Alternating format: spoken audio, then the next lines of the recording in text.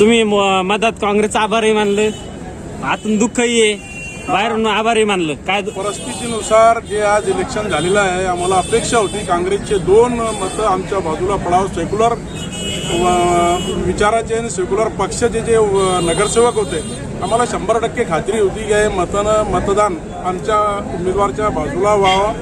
बरं, ते दुर्दैवानं एक मतदान कसा फुटला, कोणत्या दबाव तंत्र गेला, काय विरोध होता त्यांनाच माहीत असावा.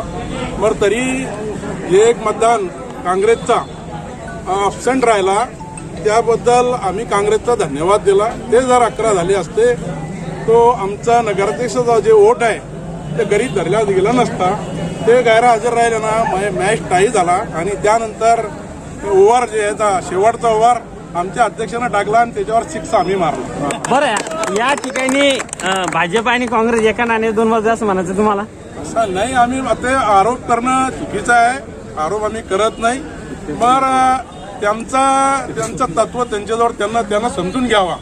भोकरदनमध्ये शहरामध्ये जे संदेश गेला, चुकीचा संदेश गेला, सेक्युलर वोटाच्या नावावर निवडून येणाऱ्या माणसांना जातीवाद पक्षासोबत जाऊ नये अशी जाणार नाही अशी सगळ्यांची भावना होती.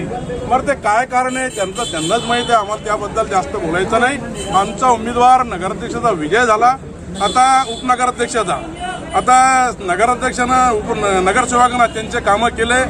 उपाध्यक्ष नगराध्यक्ष यांना शुभेच्छा देतो. पुढील कामाची वाटचाल चांगली करावा. या शहराचा पाणी पुरवठ्याचा विषय असेल, सफाईचा विषय असेल, लोकांचा टॅक्सचा विषय असेल, सफाईचा विषय असेल, यांच्या पाठीमागं 11 वोट भक्कमपणेनं उभं आहे. आमचं बहुमत आहे. भोकरदनच्या शहरवासियाला असं आश्वस्त करतो का कोणत्याही प्रकारचा इथे भेदभाव न करता 1 ते 10 वाडापर्यंत आम्ही विकास करण्याचा धारा धरलेला आहे आणि मी करून जातो. सकाळपासून शहरात अशी चर्चा आहे की नगराध्यक्ष नगर उपाध्यक्ष थोड्या दिवसात बंगल्यात दिसल म्हणून. ठीक आहे ना, ठीक आहे, ऐकून घ्या. हे इथून चालू नाही, हे वरून चालू आहे. बरोबर आहे का?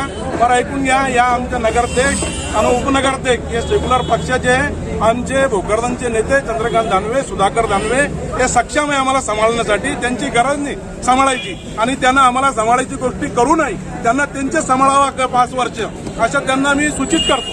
त्यांचे